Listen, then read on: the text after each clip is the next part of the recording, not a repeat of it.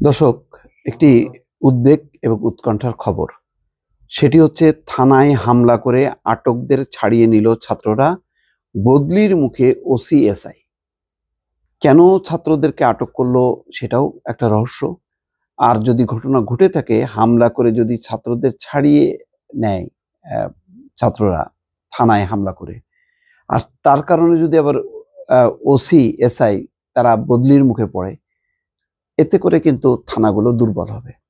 থানাগুলো আর তার মতন করে অ্যাক্ট করতে পারবে না। অর্থাৎ থানা পুলিশের মানে আইন শৃঙ্খলার উপর তার যে নিয়ন্ত্রণ, সেই নিয়ন্ত্রণের কিন্তু রশিটা কিন্তু ঢিলা হয়ে যাবে।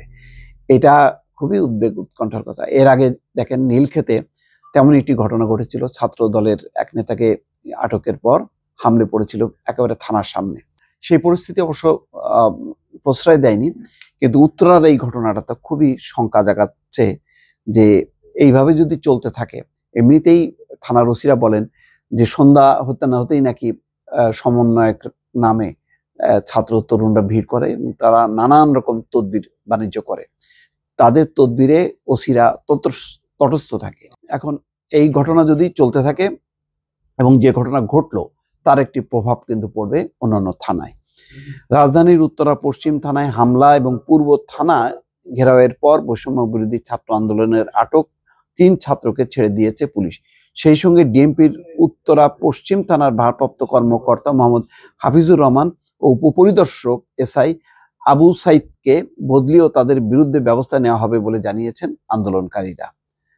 উত্তরা পূর্ব থানা প্রাঙ্গণে মঙ্গলবার রাত 9টার দিকে বৈষম্য বিরোধী ছাত্র আন্দোলনের প্রতিনিধি এবং নর্দার্ন বিশ্ববিদ্যালয়ের ছাত্র তাহসিম ফয়েজ সাকিব এবং পুলিশের হাতে আটক হওয়ার মুক্ত হওয়া ইন্ডিপেন্ডেন্ট ইউনিভার্সিটির ছাত্র আসিফুল হক রবিন আজকের পত্রিকাকে এইসব তথ্য জানান। উত্তরা পূর্ব থানা থেকে ছাড়া পাওয়া এই 3 ছাত্র হলেন আইইউবি এর ছাত্র আসিফুল হক রবিন, উত্তরা টাউন ডিগ্রি কলেজের আকাশ এবং গাজীপুর বিএসটি এর ছাত্র বাপ্পি।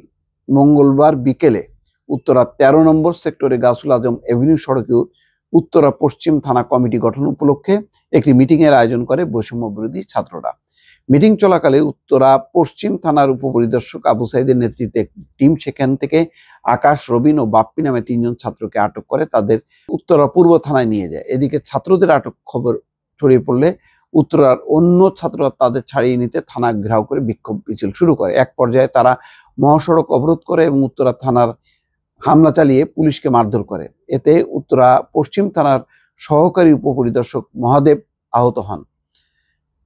শিক্ষার্থী সাকিব জানান, যারা আমাদের চাঁদাবাজির অভিযোগ দিয়েছে তারাই চাঁদাবাজি করতে গিয়ে ধরা পড়েছে। আবার তাদের মিথ্যা অভিযোগে আমাদের 3 সহযোদ্ধাকে আটক করেছে, কিন্তু আটকের কারণ জানার জন্য আমরা 3 ঘন্টা থানায় অপেক্ষা করেছি, কিন্তু কোনো সদুত্তর না দিয়ে আমাদের বসিয়ে রেখেছে।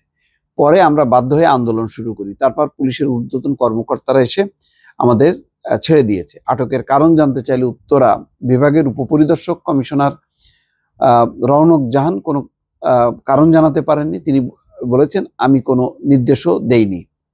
যাক, যে ঘটনাটা ঘটলো, এরকম থানায় হামলা করা, ছাত্রদের ছাড়িয়ে নেওয়া এবং ওসি এবং এসআইকে আবার এই কারণে তদন্তের মুখে পড়া বা বদলির নির্দেশ দেওয়া, এই ঘটনাগুলো কিন্তু রাজধানী ঢাকার থানাগুলোর একটু দুর্বল করবে এবং থানাগুলো যে আইন শৃঙ্খলা রক্ষার জন্য যে প্রয়োজনীয় পদক্ষেপগুলো নেওয়া ভবিষ্যতে, সেগুলির উপর কিন্তু মারাত্মকভাবে ক্ষতিকর প্রভাব পড়বে। অর্থাৎ পুলিশ ইনঅ্যাক্টিভ হয়ে যাবে। আর ইনঅ্যাক্টিভ যদি হয় তাহলে অপরাধীরা পার পেয়ে যাবে, প্রশ্রয় পাবে।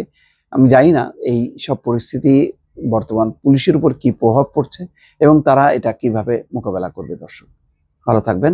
আল্লাহ হাফেজ।